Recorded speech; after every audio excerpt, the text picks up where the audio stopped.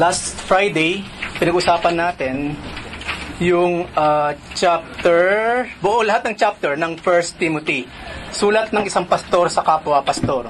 Number 1, Timothy is to oppose false teachers. Number 2, Timothy is to fight the battle well. Number 3, Timothy is to uphold propriety in the church. Number 4, Timothy is to confront deceiving spirits. Number 5, Timothy is to be a good minister of Christ. Number 6, Timothy is to guard his integrity. Number 7, Timothy is to be careful in installing new leaders.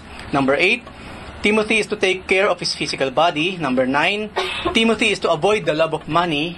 Number 10, Timothy is to fight the good fight of faith. At panghuli, 11, Timothy is to command those who are rich in this world na tumulong sa mga kapatirang nangangailangan. Ngayon, yung binasa nating 11 na yan, pwede ninyong ilagay ang inyong mga pangalan. Okay? So, kunyari, Lito. Lito is to oppose false teachers. Lito is to fight the battle well. Lito is to uphold propriety in the church. Lito is to confront deceiving spirits. Lito is to be a good minister of Christ. Lito is to guard his integrity. Lito is to be careful in installing new leaders. Lito is to take care of his physical body. Lito is to avoid the love of money. Lito is to fight the good fight of faith. And Lito is to command those who are rich in this world, in this church, na tumulong sa mga kapatirang nangangailangan. At ilagay ninyo ang mga pangalan ninyo dyan dahil yung charge ni Paul kay Timothy ay charge niya sa bawat isa sa atin. Itutuloy natin ang ating pag-aaral sa Trustworthy Sayings Part 2. At dito na tayo sa 2 Timothy. Sulat ni Paul ng isang pastor sa kapwa pastor. Yung tong part 1 na pinag-usapan natin last Friday, ang setting no, nung isinusulat ni Paul yung sulat niya, wala siya sa kulungan. No? On the go siya, on the go sa mga ministries. Pero alam nyo, kasi tinignan ko yung background ng 2 Timothy, nang isulat naman ni Paul tong 2 Timothy, nakakulong siya. At according dun sa author, nung overview ng aklat ng 2 Timothy, ito ang last na sulat ni Paul sa kanyang Pauline epistles. Paglabas ni Paul po dito mga kapatid, he will be executed.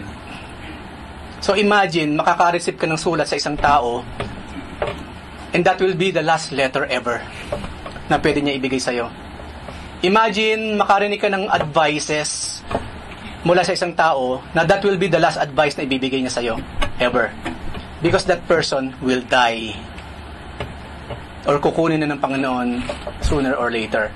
Dito nga lang Saudi Arabia, pag may mga kapatirang pauwi na pa for good, di ba nakakalungkot, di ba?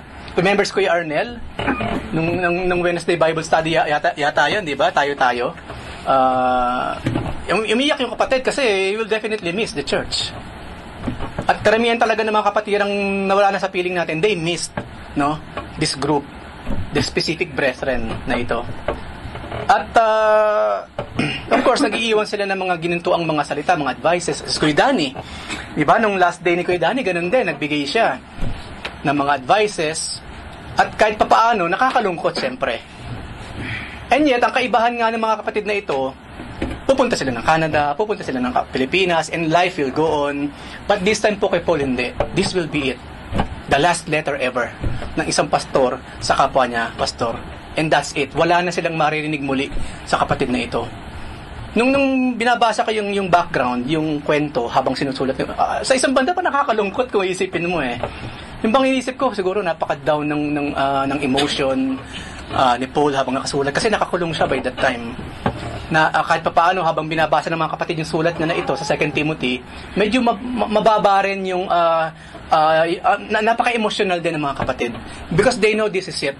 Wala na tayong hihintayin na message from this brother because he will be dead sooner or later. Una, Paul reminded Timothy of his family's legacy.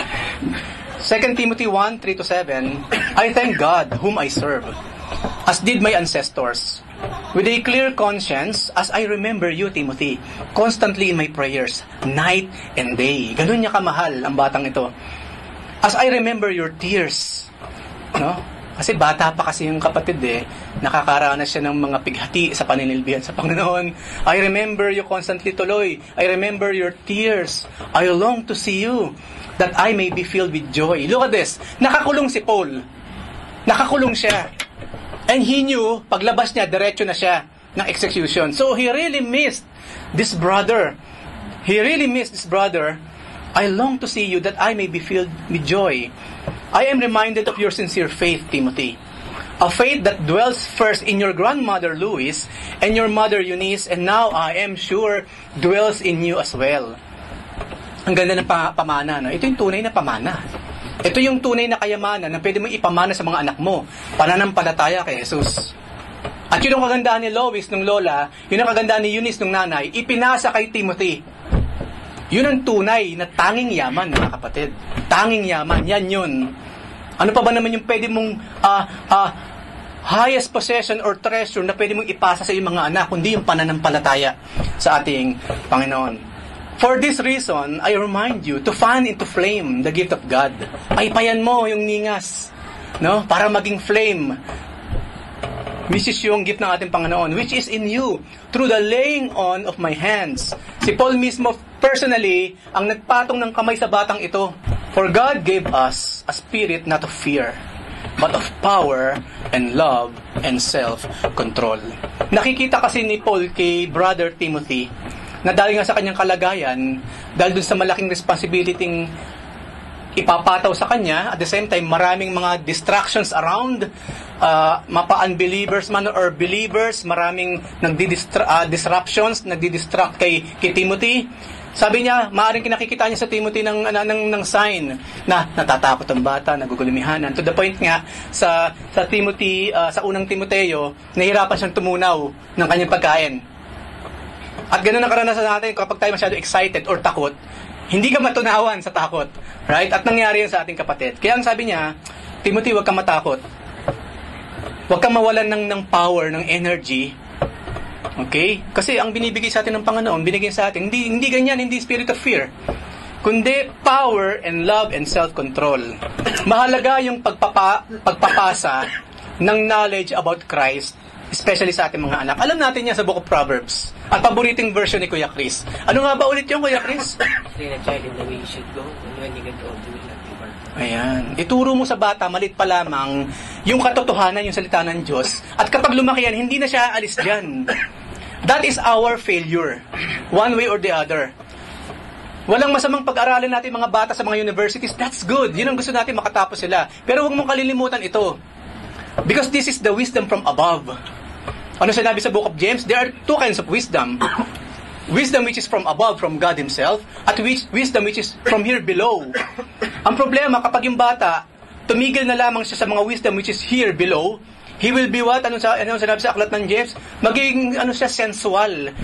Everything na alam niya, may kinalaman na lang talaga sa kanyang physical na pamumuhay.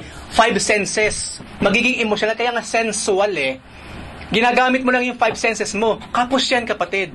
Hindi po, 6 po ang sense ko. Meron akong 6 sense. Ano naman yun? Sense of humor. Hindi po, 7 ang sense ko. Ano naman yung pang-7? Common sense. Di ba? Walang masama dun sa 6 senses, sa sensual knowledge na pwede nating makuha sa mundong ito. But that's it for that. We need the wisdom from above, at manggagaling yun sa salita ng ating Panginoon. Yung po kasing wisdom dun manggagaling. Here on earth, of course, knowledge.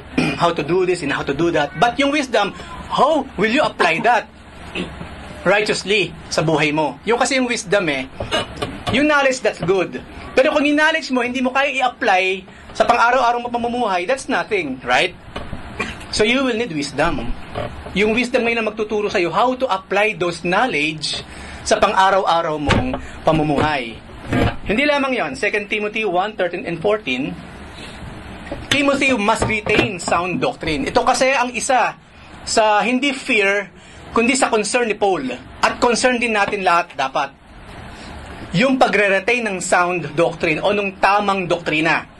Retain the standard of sound words which you have heard from me in the faith and love which are in Christ Jesus.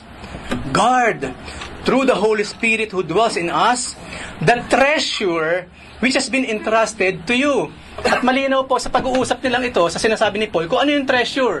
That is the Word, the doctrine from God Himself.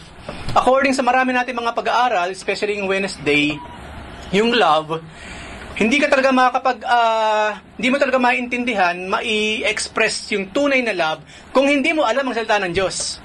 Akala mo lang love yung ginagawa mo, love. Halimbawa nga yung mga Robin Hood style. Nagnanakaw ka sa mayayaman, na mga magnanakaw naman, so, yung ninakaw mo sa mga mayayamang magnanakaw, ibinibigay mo naman sa mahihirap. It seems so good, right? Kaso pag nanakaw pa rin yun, ano kinaiban mo ngayon sa magnanakaw? Doon sa mayamang magnanakaw? Magnanakaw ka rin, yung alam, mahirap ka. Yun ang pagkakaiba ninyo. Siya magnanakaw mayaman, ikaw magnanakaw mahirap. Tapos yung ninakaw mo doon, ibibigay mo ngayon sa isang inosente. Hindi love yan. Asan ang wisdom doon? Di ba tayo ayaw natin kumain ng something na nanggaling sa masama? Right? Tapos yun ang gagawin mo, ibibigay mo sa anak mo yung mga bagay na galing sa nakaw. Kilabutan naman tayo mga kapatid kung ginagawa natin yan. So anyway, sabi nga ng Panginoon, kayo nga mga magnanakaw kayo sasamanin yung mga tao, pero kapag humingi ba ng tinapay anak ninyo, as ba ibibigay ninyo? Ang sinasabi ng Panginoon doon, merong common goodness. Human goodness ang tao. Meron siyang common love na kayang express. Kaso nga, hindi perfect. Imperfect love. Na habang minamahal mo ito, hindi mo naman minamahal to in effect. Kasi kinukuhanan mo nga siya At yun ang sinasabi dito ni Paul. Everything must come from the doctrine, from the Word of God. Kuya, kasi sa experience ko kasi ganito, kapatid, mas mataas pa bang experience mo kesa sa salita ng Diyos? Ano yung lagi natin naririnig na quotation? Meron tayong favorite na quotation, di ba? Ang sabi doon, our experience cannot validate God's Word. But God's Word will validate our experience. Kasi ang mga tao kasi ngayon, kapag medyo naiyak, tama ang sinasabi ni Pastor, kasi naiyak ka Pag medyo kinalabutan, mataas ang balahibo sa likod. Palagi ko, totoo itong naririnig natin na ito. Ang tao pa naman, napaka-emotional, sensual nga kasi 5 senses ang pinagbabasihan nila. Kapag naiyak, totoo na siya. Kapag may nangisay, totoo na. Pag may nakakita ng dreams and visions, mukhang totoo nga ito, regardless kung hindi sang-ayon sa salita ng Diyos. Sa grupong ito po, hindi. Uubra yung ganyan. Gaano man kasarap sa feeling mo, yung experience mo, still, dadaan yan sa scrutiny ng Biblia. Okay? Kunyari, Kuya Eric, alam mo na naginaw kagabi, nakapunta raw ako sa impyerno. At nakita ko doon si John Lennon, kumakanta ng Imagine. Tapos dinala akong Panginoon sa langit naman, nakita ko doon sa San Pedro, nag-aalaga siya ng manok, and so on and so forth. Bakit may kinukwento sa akin yung kapatid? For me to believe na totoo nga ang Biblia kasi naging vision mo? No, it's not. Kung yan ang napanaginipan mo at vision mo kamo, ngayon, salain natin through the Word of God, through the written Word. The last authority is sound doctrine from the Bible. Maging sino ka man, mahaba ang pinag-aralan mo, mahaba ang paninilbihan mo, hindi ka pa rin mas mataas sa sinasabi sa Biblia.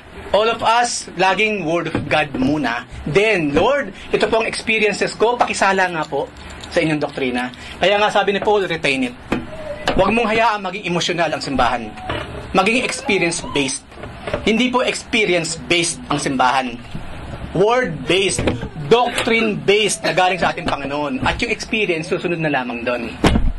Timothy is to be aware of those who forsake and partake. Laging merong 2 grupo lamang sa loob ng simbahan. Especially sa simbahang itong kinalalagyan ni Timothy. 2 Timothy 1:15-18. Timothy, you are aware of the fact that all who are in Asia, hindi Asia na katulad ng kinalalagyan ng Pilipinas, kundi Turkey, yung area na yan ng araw, yan ang Asia, yung mga kapatiran sa Asia, turned away from me. Kay Paul, kasi nakulong siya, nakulong siya. Imbes na damayan yung kapatid, nag-turn back. Ang sakit, ano? Ang sakit. Yun ang ginawa ng mga kapatid na yan sa Asia kay Paul. They turned away from me. At among them are Phygelus and Hermogenes. Hindi po babanggitin yung mga pangalan na yan kung hindi sila leaders sa simbahan. Mga leaders kasi sila, mga kinikilala sa loob ng simbahan na sila pa ang nanguna sa pagtalikod kay Paul. That's why, kapag merong naming na ginawa si Paul, ibig sabihin itong mga taong to merong kasing posisyon sa simbahan. Yung sinabing, at kasama dyan si Sadik. Ano wala lang sa sadik? Hindi. Ang isasama niya yung leader ng simbahan at yung mga magagaling na ito, na turingang mga leaders kasama sa tumalikod. Kung hindi man kasama, sila ang nanguna upang talikuran si Paul. The Lord grant mercy to the house of Onesiphorus. Ito naman yung second part. Kung merong Phygelus at Hermogenes, maraming salamat, meron din namang Onesiphorus. Sino naman siya? He often refreshed me. He often refreshed me and was not ashamed of my chains. Kapag tinignan niyo po kasi mga sinasabi ni Paul, it really makes clear kung bakit tumalikod yung mga kapatid. Bakit tumalikod si Phygelus at si Hermogenes? They were ashamed of Paul's chains. Bakit naman hindi tumalikod si Onesiphorus? Hindi naman siya nahihiya kahit nakakulong yung pastor nila. Yun po kasi ang sitwasyon. O kasi ng pastor ng simbahang to nakakulong. Talikuran nyo na yan, masama siya kaya siya nakakulong. No, ako na ang bagong pastor. Ito kasi, alam naman natin kung bakit nakulong si Brother Paul. Christian kasi, yun lang ang dahilan. Kaso nga, merong ibang tao, ibang mga kapatiran, tinalukuran siya. At meron namang kalahati, yung iba naman na natili. Hindi lamang yun, nire-refresh siya. Binibigyan niya ng kagaangan si Paul. But when he was in Rome, he eagerly searched for me and found me. Kapatid, ang laki ng Rome. Malaki ang Rome. Ako na iniisip ko ito. Ngayon kasi may Google Map, may GPS. Madaling magtanong kasi. Madaling magtanong ngayon. Makakarating ka talaga kaagad sa pupuntahan mo. Panag-uusapan natin dito, Kristiyanong Israelita na nasa isang foreign country kalaki-laki. Natagpuan niya si Paul. Ang nakita ko dito yung hard work. Walang database. No? Pakitingnan mo po dito yung pangalan Paul of Tarsus. Ito, nandito siya sa lugar na ito. Ngayon, madali yan eh. Pero nung panahon nila, hard work ang ginawa ng kapatid na ito. Hinanap niya talaga si Paul. Sa tingin mo ba ninyo, magke-care yung mga Romans na sabihin, oy, mga church members ng Paul na ito, nandito nga pa, ito nga pa yung address ng kulungan, ha? Do you think they will care? Of course not. Hinanap ni Onesiphorus. Hinanap. No, he eagerly searched for me and found me. The Lord grant to him to find mercy from the Lord on that day. And you know very well what services Onesiphorus rendered at Ephesus. Pinuri ni Paul si Brother Onesiphorus because of that. Ang sarap ano, kung isa ka sa mga ganyang klase ng kapatiran, hindi ikaw yung nang iwan ba sa ere, kundi ikaw yung nanatili, nag-serve ka pa dun sa pangangailangan ng kapatid. Yun ang nakakatuwa at yun ang worthy ng pagpapala ng ating Panginoon. So, sabi ni Paul kay Timothy, be aware sa mga mangiiwan at beware at alalahanin mo naman yung mga kapatirang tumutulong naman sa mga nangangailangan. At, ang sabi rin ni Paul, gumawa siya ng napakagandang mga analogies, 3 klase. At mamaya, himay-himayin natin. Napakaganda kasi ng sinabi niya dyan. 2 Timothy 2:1-7. You therefore, my son, be strong in the grace that is in Christ Jesus. The things which you have heard from me, in the presence of many witnesses, entrust these to faithful men. Merong prerequisite. Kailangan faithful men ang pagbibigyan mo naman, pagpapasahan mo ng mga ipinapasa ko sa iyo, who will be able to teach others also. Timothy, sabi niya, suffer hardship with me. Suffer hardship with me. Minsan ba nasabi natin yan sa bawat isa? Di ba nakakahiya? Halimbawa si Kuya Kit, halika, samahan mo ako sa pagdurusa. Nakakayang magsabi ng ganun eh. Bakit mo na isasama yung kapatid sa pagdurusa, sa paghihirap? Pero look at Paul. Bakit niya nasabi kay Timothy, suffer hardship with me? Kasi mapagkakatiwalaan niya si Timothy na hindi tatalikod. Kasi ngayon, kunyari, merong kakausap. Ano, brother, tara, samahan mo akong maghirap, magdusa para sa Panginoon.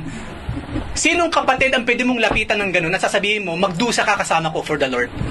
And yet, si Paul, nasabi niya kay Timothy yun because he know our brother. Hindi siya pahihindian. If it's for the Lord, so be it. Let's suffer hardship for the Lord Jesus Christ. At ang example nga niya, be a good soldier of Jesus Christ. No soldier in active service entangles himself in the affairs of everyday life, so that he may please the one who enlisted him as a soldier. Hindi ka pwedeng sundalo kung ano-ano yung ginagawa mo. Kung sundalo ka, lahat ng mga soldier thing, yun ang gagawin mo, doon ka magpo-focus. Kaya nga naalala ko yung kwento again sa Old Testament, panahon ni David. Meron kasing, I think kasi nalimutan ko na siya, pero anyway, nalaman niya na merong isa sa mga sundalo niya, I think panahon ni David, basta sa Old Testament, isa sa mga sundalo doon, matatakutin. Ang sabi ng leader, yung mga matatakutin na yan, wag na isama sa battle. Kasi makakahawa pa yan eh. Doon na lang kayo, sa camp, maglinis kayo, magbunot kayo dyan. Yung mga duwag, wag isama sa labanan dahil made-demoralize yung mga matatapang. Sa simbahan din po ganun, pinipili ang makakasama sa ministry. Hindi ka magsasama ng someone na alam mo naman, ide-demoralize ka lang. Magsasama kayong mataas din ang pananampalataya para manalo kayo sa anumang digmaan na paglalagyan sa inyo ng Panginoon. Di ba nangyari yun kay David nung nagkakasala siya? Di ba narebuke siya ni Prophet Nathan? Hoy David! Yung mga tauhan mo, mga sundalo mo, nasa battlefield, nasa front line, namamatay para sa bayan at sa Diyos. So ikaw nandito ka sa kaharian, sa palasyo mo, ang sarap ng buhay mo dyan, nagpapahinga ka. Narebuke siya kasi duwag. Nasa karuwagan by that time si David because of sin. Because of sin. Ano ba sinabi sa Old Testament? Kapag merong kasalanan, the whole camp suffers. Di ba yun yung kwento naman na merong mga isang pamilya, di ba? Sinabi nang i-dispose nyo lahat yung mga bagay na yun na hindi karapat-dapat sa Panginoon, tapos hindi nila dispose. Ngayon, nagkakandatalo sa digmaan, hindi nila alam. Bakit tayo natatalo sa digmaan samantalang kailan lang tayo lumalaban mightily? Natuklasan nila, merong someone dun sa kampo, gumagawa ng kasalanan sa Diyos na dadamay lahat yung buong kampo. Isang kasalanan, buong kampo na damay. Ganun ang Biblia, ganun ang Christianity mga kapatid. That's why we are strict. Tinitignan natin lahat. Kailangan para tayong matang agila, matang lawin sa mga bagay na ito. Kasi ganun sila nung araw. Dapat ganun din tayo ngayon. Hindi tayo dapat maging complacent sa mga bagay na ito. Bukod sa pagiging sundalo, ang isa pang example, also, if anyone competes as an athlete, kasi meron na pong Olympics nung araw. If anyone competes as an athlete, he does not win the prize unless he competes according to the rules. Lumaban ka sang-ayon sa rule. Hindi ka pwedeng lumabas doon. At panghuli, the hard-working farmer ought to be the first to receive his share of the crops. So nga naman, pag umani, ikaw ang unang makikinabang kung ikaw yung siyang naghasik ng binhi. At ang sabi ni Paul sa verse 7, consider what I say, Timothy, for the Lord will give you understanding in everything kung pakikinggan mo ang mga bagay na ito. Understanding in everything. Ang sinasabi ni Paul, kapag meron kang ginawa para sa Diyos, you know why you are doing that. Exactly. Hindi katulad ng maraming mga mananampalataya ngayon, pag tinanong mo, bakit nyo naman ginagawa yan? I don't know. Nang dumating ako sa simbang ito, ginagawa na nila, I'm just following them. You're not just following. Sabi nga ng Panginoon, blind followers, following a blind leader, sama-sama silang mahuhulog saan? Sa hukay. Ngayon, kung meron po tayong ginagawa rito, at hindi niyo alam, hindi namin pinapaliwanag kung bakit natin ginagawa, ask us. Dapat alam ninyo kung bakit nyo ginagawa yung ginagawa ninyo sa loob ng simbahan. Kasi ayaw ng Panginoon ng gano'n, ng blind following. Blind service, no, it cannot. It will not work. At ayaw ni Paul ng gano'n. Actively, you must be a soldier. Actively, kailangan you must be an athlete. And actively, kailangan ikaw ay farmer. Para makuha mo yung ninanais mong makuha from the Lord at maging kapakinabangan sa lahat ng mga kapatiran. Hindi lamang yon. 2 Timothy 2:11-13. Promise that will keep Timothy going on. Kasi hindi madali, again, ang papasuking larangan ni Timothy. Ministry ito, paninilbihan directly sa Diyos. It is a trustworthy statement. For if we died with Him, with Jesus Christ, we will also live with Jesus Christ. If we endure, we will also reign with Him. Yung endurance na pinapakita natin dito, ang bunga nun, makakasama tayo ng Panginoon sa langit. If we deny Him, He also will deny us. If we are faithless, He remains faithful, for He cannot deny Himself. Lahat tayo magfa-fail. Magulang natin magfa-fail. Ife-fail natin ang magulang natin. Ang asawa natin, ife-fail tayo. Ife-fail natin ang asawa natin. Ife-fail natin sila lahat. Even ourselves. Pero ang sinabi dito, God will never fail ever. Yun yung something, yun yung promise that will keep us going on. Kapag gusto mo nang sumuko sa iyong buhay Kristiyano, alalahanin mo yan, kapatid. Ang Diyos hindi sumuko sa atin at ever, never ever, nasusuko siya in the future. Never. Because He's faithful. At even yung word na faithful, walang word na faithful kung walang Diyos. Because God, ang isa sa tawag sa kanya ni David, oh, faithful. Yung faith, isa lamang siya sa natural na emission or attitude or attribute or character na meron ng Diyos na isinyer niya sa atin. He is faith Himself. Siya yun. The faithful one. Oh, faithful one. Siya yung mismong faith. Siya yung faithful na tinatawag. He will never leave us. He will never forsake us. Kinakailangan marinig ito ni Timothy kasi po, again, hindi madali ang papasukin o ang gustong paglagyan sa kanya ng ating Panginoon. Inside the church and outside the church, merong pressure. Inside the church or outside the church, merong mga taong aayaw sa'yo. Inside the church or outside the church, may mga taong sisiraan ka. Yun ang kakaharapin kasi ni Timothy. Ngunit ang sabi niya, mag-focus ka sa Lord because He's faithful. At hindi lamang yon, hindi naging selfish si Paul. Hindi natin sinasabing hindi tayo mag-focus ng heartaches about isa. Okay? Kaya nga ibinabalik lahat sa Diyos. Kasi even us, pwede nating i-fail ang bawat isa. Pwede nating siraan ang bawat isa. Pwede nating ayawan ang bawat isa because we are all the same. Okay? We are all the same. Pero mabuti na lamang merong isang Diyos na kailanman hindi nagbabago. Ever faithful sa atin. So, kung ifine-fail ka ng lahat at ifine-fail mo na rin ang sarili mo, huwag kang mawalan ng pag-asa because there is God who never ever fail. 2 Timothy 2:14-15. Be a workman approved by God. Maging manggagawa ka na aprobado ng Diyos. Hindi aprobado ng tao, mga kapatid. Laging Diyos ang pinag-uusapan natin. Aprobado ng Diyos. Remind them of these things and solemnly charge them in the presence of God not to wrangle about words. Huwag kayong magtalo sa mga bagay na wala namang katuturan, which is useless and leads to ruin of the hearers. I-share ko lang, matagal ko na rin naging experience na I think matagal ko nang naikwento. Bago ako nun sa simbahan, dumadalo ako ng Bible study. Ngayon, meron kami pinag-aaralan na kung saan ang nagtuturo, mga leaders by that time, mga elders or deacons, I don't know, nalimutan ko na. So nakikinig kami excited. Ngayon, at one point, yung mga nagtuturo, hindi nagkaisa, iba ang sagot niya at iba naman ipinipilit na sagot ng isa. Sa harapan namin, mga kapatid, nagtalo yung dalawang leader. Nagtalo yung dalawang teacher. How come? Nakarating kayo sa punto ng posisyon ninyo sa simbahan, hindi niyo alam kung magkaisa kayong paniniwala sa isang bagay o hindi. That cannot be. That's why here, sa grupo natin, we are strict. Ayaw natin dumating ang punto, nagba-Bible study kayo, kunyari si Lito saka si Kuya Chris, tapos habang nasa Bible study, nagtatalo kayo sa harapan ng mga tinuturuan ninyo? How come? Hindi kayo dapat nakarating sa mga posisyon na yan kung kayo hindi magkaisa sa paniniwala. Dapat iisa, ano sinabi sa Biblia? One Lord, one faith, one baptism, one Father. Iisa-isa. Yung tuldok na yon, lahat kayo, dun kayo nakafocus. Iisa. Para pag may Bible study, iisa ang sinasabi ninyo. Kung ako sa inyo, kung may mga nagtuturo dito, kung nakita nyo medyo merong doktrina or some issue sa pag-aaral na alam ninyo medyo kinakailangan ng konting mas malalalim pa na pag-aaral or kinakailangan magkalinawan muna kayo, mag-usap muna kayong dalawa. Uy, brother, teka muna. Kasi sa Bible study na ito, mapag-uusapan natin si Judas eh. Para sa akin kasi si Judas, ligtas siya. Because we cannot judge. Eh, yung kausap mo naman, teka muna, brother. Eh, sabi ng Panginoon si Judas kasi, son of perdition. At sinabi mismo ng Panginoon sa chapter 17 ng John, lahat ng binigay mo sa akin, Ama, ligtas lahat. Pwera yung isa. So for me, Judas is not saved. He is in hell. Magkaisa na kayong dalawa muna bago yung kayo pumunta doon sa Bible study. Kaysa naman doon na kayo magtatalo. Hindi. Pasensya na po kay Kuya Lito kasi medyo late ang gising niyan.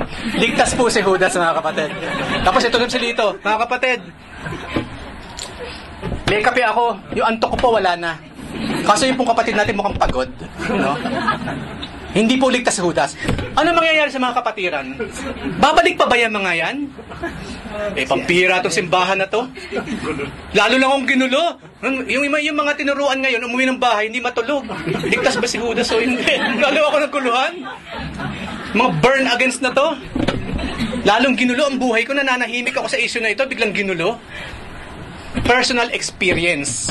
So, kayong lahat, one way or the other, someday who knew, magiging teachers kayong lahat, please, kung meron kayong makaka-partner sa pagtuturo, make it a point, hanggang sa kalit-litang detalye ng bawat sagot, magkakaisa kayo. I'm telling you, kahihiyan ang matatandaan ng mga tinuturuan ninyo. Matanda na yan, uugod-ugod na maalala pa rin niya, at minaalala ko pa rin. Hindi ko makakalimutan, ever. At nagawa ko example ngayon sa inyong harapan. Ayoko na mag-name names, kasi of course, bumawi na naman yung mga kapatid. Pero hindi maganda. Hindi maganda. Naging dahilan para matisod yung mga tinuturuan. Malinaw na ba yung mga kapatid? Be diligent to present yourself approved to God as a workman who does not need to be ashamed, accurately handling the word of truth. Merong tamang pag-handle, it must be accurate enough. Hindi sinabing haphazardly handle the word of God. Hindi. Si Paul pa, masasabi ba siya ng ganon? Hindi complacent si Paul pagdating dyan. Ganon siya, ka-orthodox, sabihin na nga natin, ka-strict si Paul. Kasi we are talking about the word of God. Ako, pagtatanungin ako, am I a fundamentalist or not? Ako, sa tingin ko, I am a fundamentalist. Pag sinabing fundamentalist, kung ano sinabi sa Biblia, that's it. That's me. Okay? Kasi yun ang ibig sabihin ko fundamentalist eh. Hindi ako legalistic. But I would say I am fundamentalist. Pagdating sa Biblia, wala tayong ibang pag-uusapan.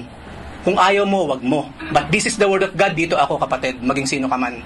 Kasi ano sinabi niya? We must accurately handle it. Accurately. Mga kapatid, sa pagtuturo po pati, o sa pag-share ng word of God, walang loose ends.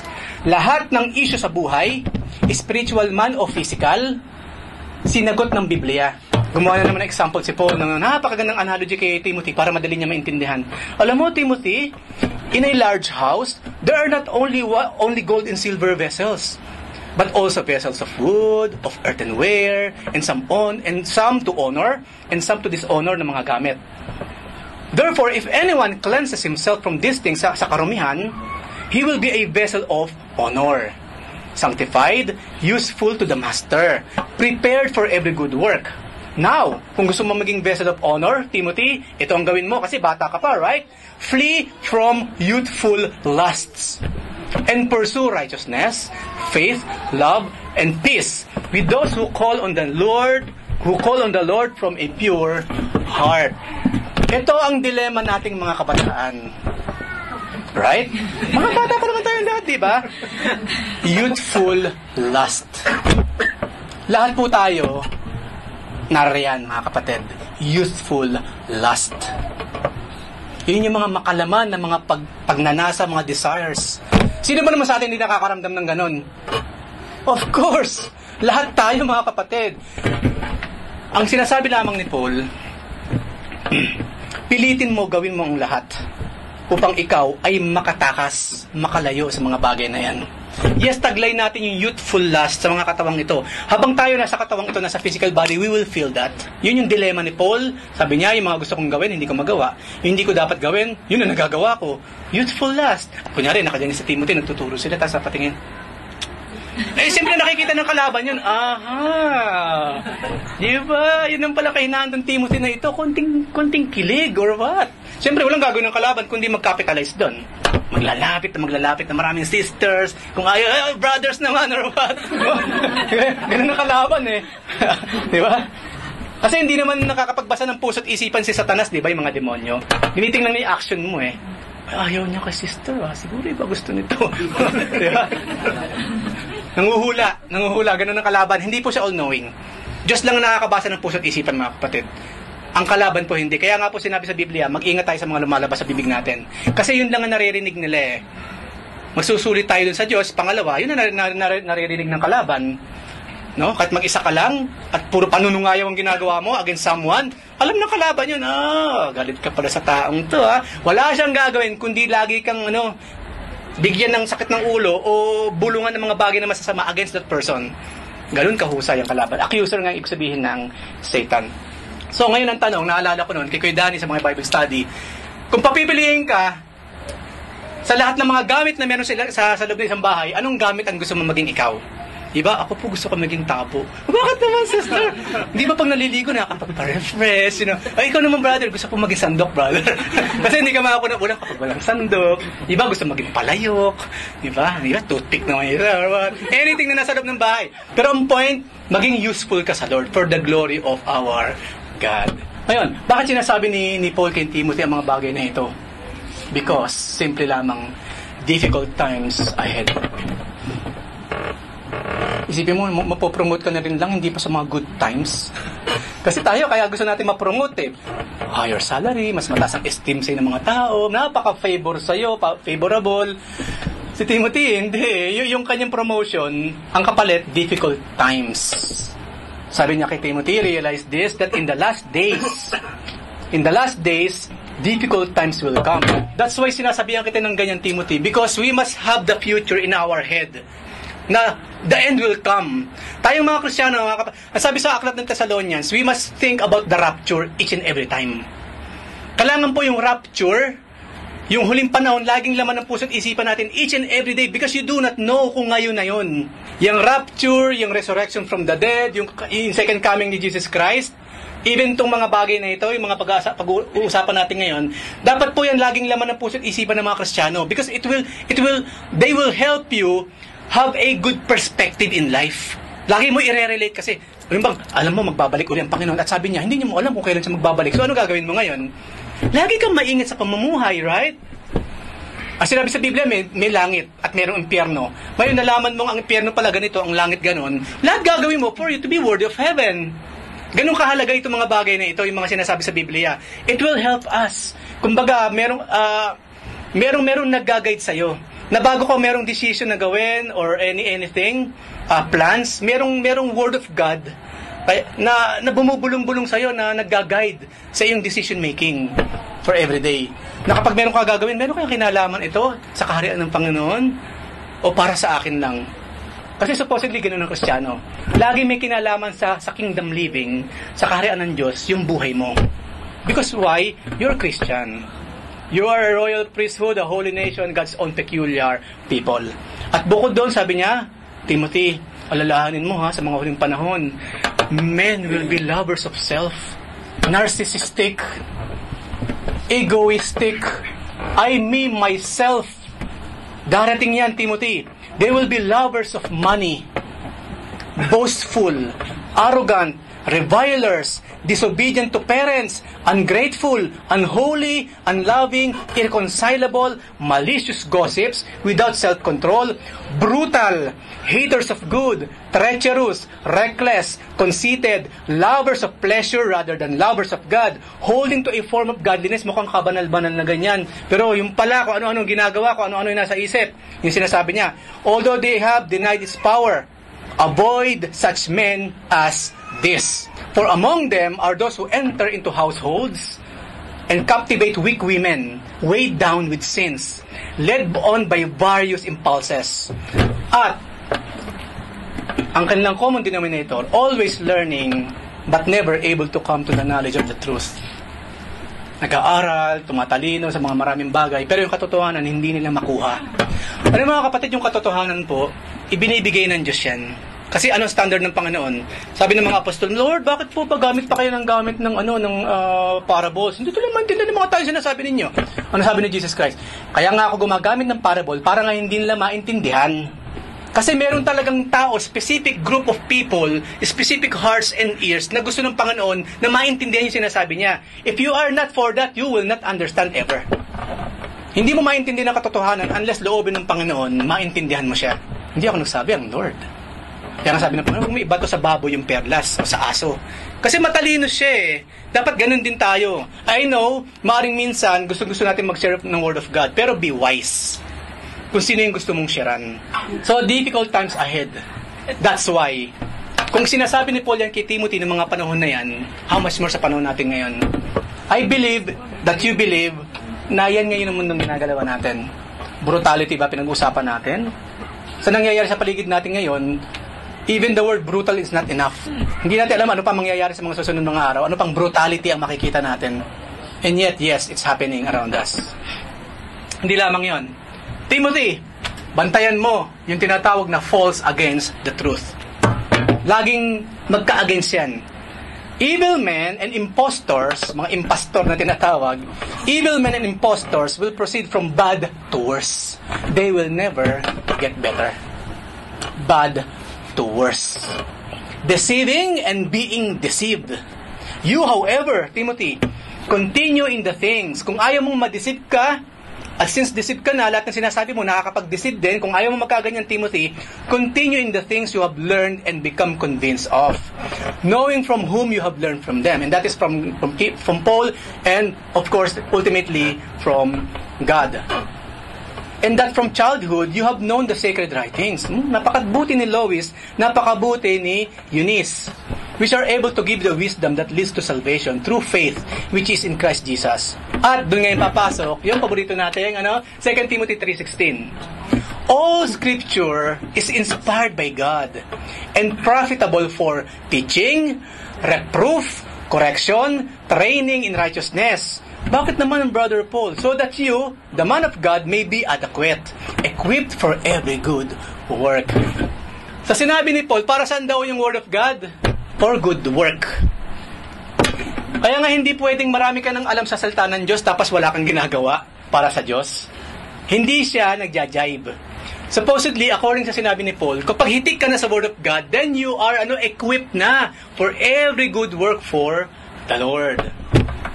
Kumbaga, nagtapos ka ng engineering, tapos matapos ka, hindi mo naman ginamit. Sayang, di ba?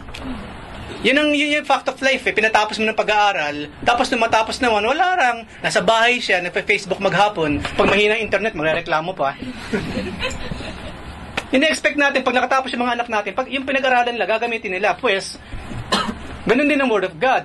Habang dumadami na lalaman mo, supposedly, then, nakagiging useful ka na sa Kanya. Kasi adequate enough ka na. Useful enough ka na for Him, para sa mga good work, na may kinalaman sa kanyang harian. So, false against the truth. Yung truth, makukuha lamang natin sa Word of God. Walang masama again na makinig tayo sa mga preaching, sa mga teachings. Walang problema dyan. But always go back to the Bible. Go back to the Bible. Be a Berean. Because even me, I admit, nagkakamali rin ako, mga kapatid. Sa mga nagme-mensahe, sa mga nagtuturo, I know, I don't know kung ginagawa nyo rin. Ako kasi ang first and foremost critic ko, sarili ko rin eh. After ko magsalita, pagbalik ko sa kwarto, ano naman yung pinagsasabi ko doon, nagagawa ko doon. Ako rin mismo, ina-assist ko kaagad. Ano ba yung mga hindi ko na dapat gawin ulit? Na maaaring maganda naman intention ko, kaso iba naman na naging dating. Pinag-aaralan lahat yun. Pinag-aaralan. Dapat aware tayong lahat sa mga bagay na ito. At, a charge to be ready in season and out of season. Timothy, I solemnly charge you in the presence of God and of Christ Jesus, who is the judge, who is to judge the living and the dead, and by His appearing and His kingdom. Timothy, preach the word. Be ready in season and out of season. Reprove, rebuke, exhort, and with great patience and instruction. Kasi kailangan mo talaga ng patience sa instruction eh. Patience talaga, patience. Bakit naman po, Pastor? For the time will come. Ito ngayon ang warning, verse 3. Pag hindi mo pa ginawa yung dapat mong gawin, Timothy, darating ang panahon ganito kasi. A time will come when they will not endure sound doctrine. But wanting to have their ears tickled, they will accumulate for themselves teachers in accordance to their own desires. And will turn away their ears from the truth and will turn aside to myths. But you, Timothy, be sober, maging maliwanag ang kaisipan mo sa lahat ng mga bagay. Endure hardship.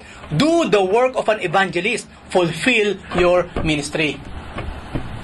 At yan ang nakikita ko, personal ko lang, I don't know about you, yan ang trending sa mga churches ngayon. Kung ikaw yung lover of money, ang laging laman ng puso't isipan mo, pera, kapangyarihan, kasikatan, and things like that, then you will love a pastor na wala namang ibang itinuro kundi health and wealth. Kaya po meron tinatawag na health and wealth gospel.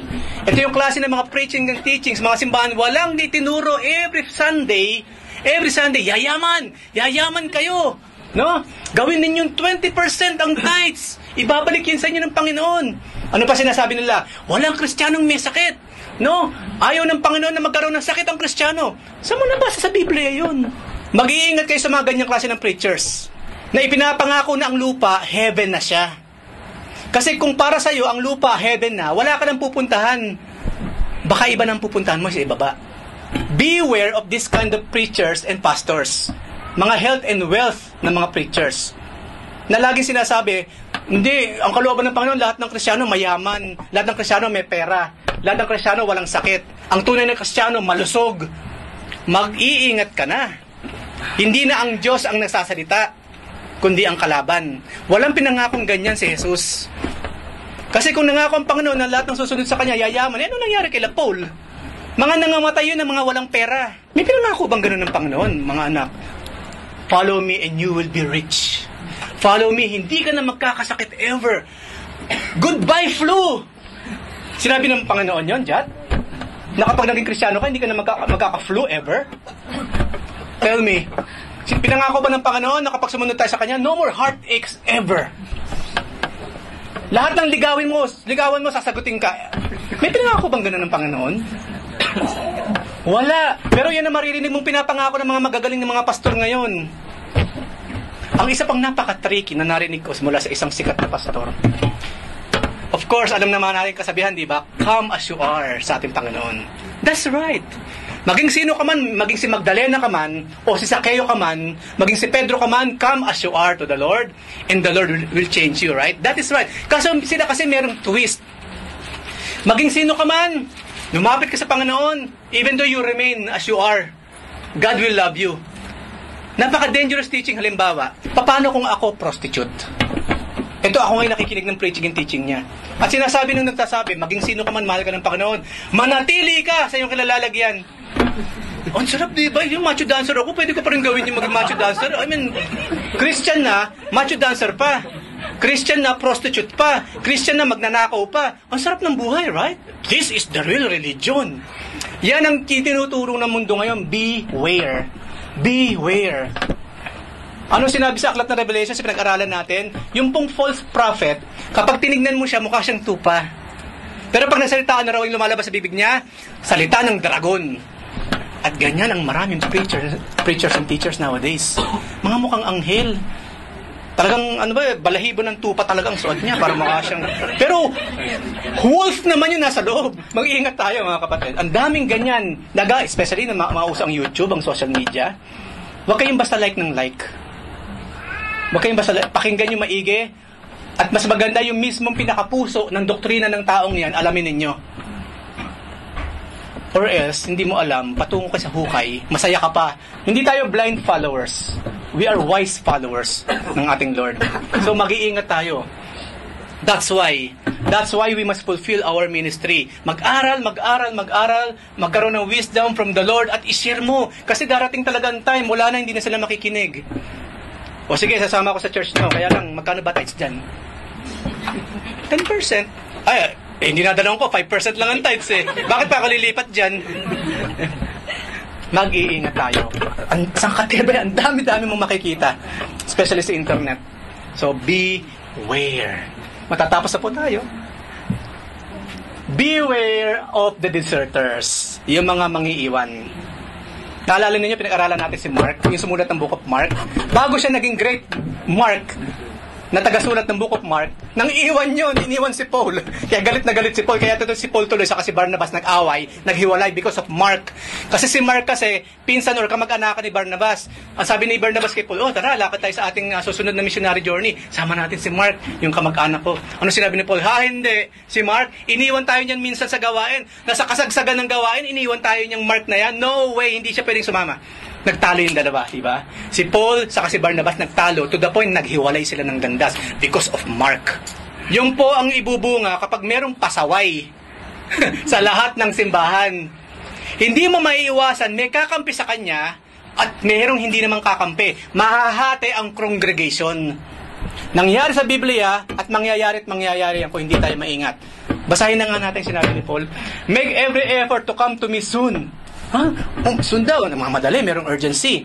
For Demas, having loved this present world. Si Demas po, isa sa mga leaders. Again, hindi niya babanggitin ng pangalan, kung hindi walang katungkulan. Kung walang katungkulan sa simbahan, may katungkulan. Iniwan ako ng Demas na yan. Bakit? Dahil, he loved this present world. He has deserted me and gone to Thessalonica. Bakit ano ba meron sa Thessalonica? Good time lang naman. Lagaan na pang good time sa Thessalonica. Si Crescens naman, he has gone to Galatia. Si Titus naman, he has gone to Dalmatia. Only Luke is with me, yung physician. Naiwan siya. Pero, si Demas talaga, kalokohan ng mga pinagagawa kaya iniwan si Paul. Maaring yung ibang kapatid naman may kinakailangan gawin na may kinalaman sa ministry.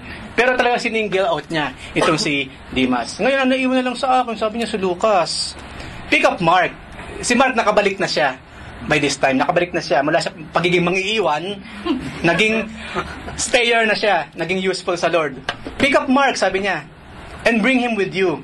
Dati, no, do not bring him with you. Ngayon, hindi. Bring him with you kasi okay na siya. For he is useful for me sa service. But Tychicus, si Tychicus naman, no, pinadala ko naman siya sa Ephesus. Napaka down to earth yung part na yung mga kapatid. Kasi mga simpleng usapan na lang to Napaka common ba? Si Tychicus naman, pinadala ko doon sa Ephesus. O nga pala, Timothy, when you come, bring the cloak Bring the cloak which I left at Troas with Carpus. Kasi nahulihin siya, makakapagbalot ka pa ba?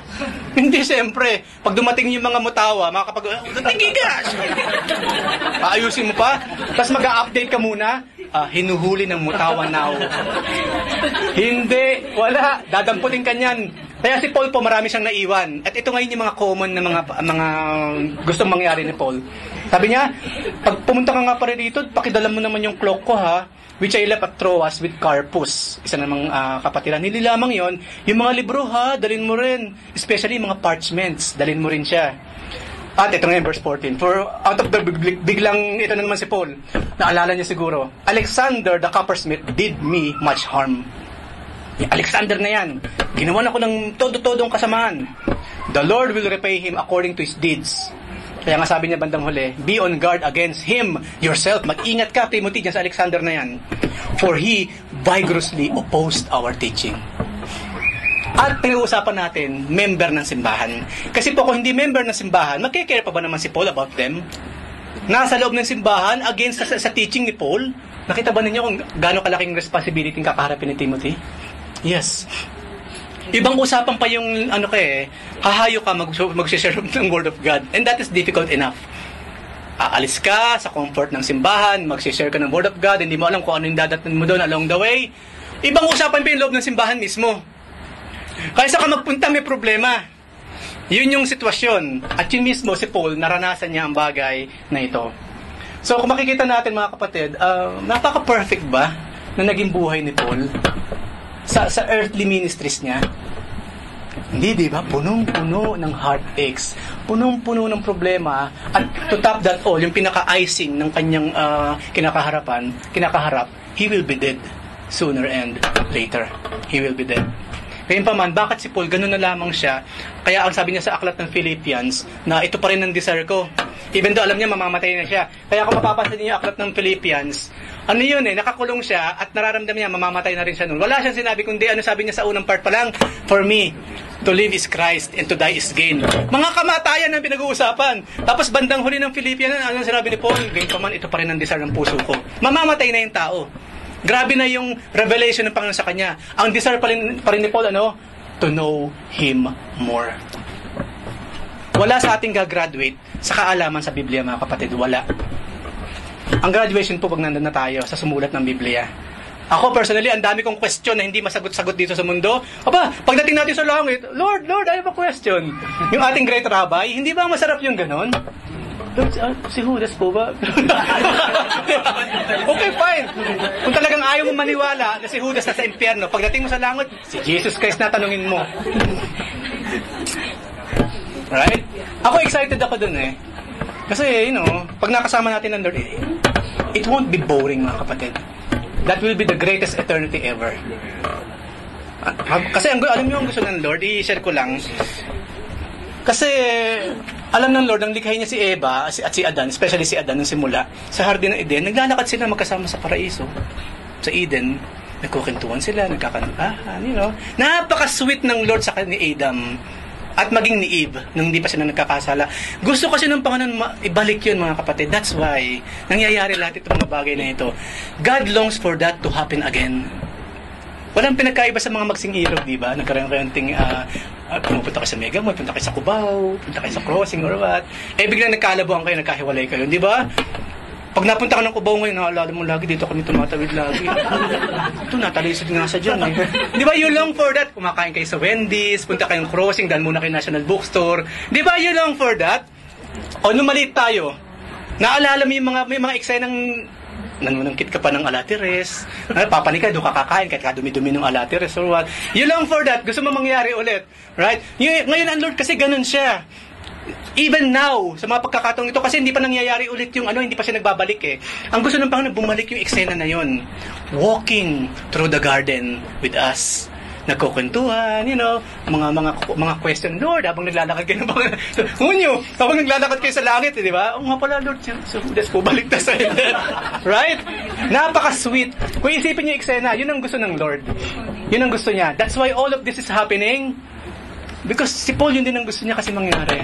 Bumalik yung eksena na yun sa buhay niya, na kung saan naglalakad siya sa langit, hindi na paraiso, hindi na Eden. Langit na pinag-usapan natin, kung saan ang nilalakaran mo, ginto, puro perlas, puro diamante. Hindi lamang yun, and most of that, kasama mong naglalakad ang Panginoon, nagmamasyal kayong dalawa. Gustong-gusto ni Paul yung ganon. At dapat laman din ang isip natin, kasi yun din po ang laman ng isip ng Diyos, mga pagkakataon to. He wants to be with us, so we must love to be with the Lord sa mga darating na mga panahon. The Lord never leave nor forsake Paul. At my first defense, no one supported me. Sabi ni Paul, no one. But all deserted me. Sa kabaitan ng kapatid, may it not be counted against them. But the Lord stood with me and strengthened me, so that through me, the proclamation might be fully accomplished. Even the death of Paul is a proclamation of God's glory, mga kapatid. That is not the end of Paul. That is not the end of Christianity. That is just the start. The death of Barnabas, yung kamatayan ng mga kapatiran natin hinahati sa gitna, tapos pinapakuluan sa kumukulong mantika, sinusunog ng buhay, pinapakain sa leon. Those are not the end of Christianity. That is just the start. Kasi ang sinabi ng Panginoon, hindi dadami kung unless mamatay muna yung buto at ilibing. Sinimulan ng Lord kasi siya eh. Namatay siya, inilibing siya, and from that, dumami ngayon yung mga Christians through the apostles. Nagkamatayan yung mga yan, after that, dumami, and look at us. Marami ng Kristiyano ngayon because of that. Sabi sa aklat ng Salmo, yun daw kamatayan ng mga anak ng Diyos, precious in His sight. Precious. Kumbaga, ayokong isipin ninyo ang Panginoon napaka gothic, no? Kapag merong anak ng Diyos na namamatay, to be honest with you, ang Panginoon po excited. Because death is the doorway to heaven. Yung physical death kasi ng anak niyang nasa lupa, yun lang ang kailangan para yung anak niya na yung makasama niya sa langit. Tingnan natin. But the Lord stood with me and strengthened me, so that through me the proclamation might be fully accomplished, and that all the Gentiles might hear. And I was rescued out of the lion's mouth. Ang reference niya, yung nangyari kay Daniel. At pag-aaralan natin sa umaga yan, sa mga susunod na pag-aaral. Iisa talaga ang author ng Biblia, mga kapatid. Hindi ikaw contradict ng Biblia ang Biblia. Kasi isang Holy Spirit ang sumulat niyan.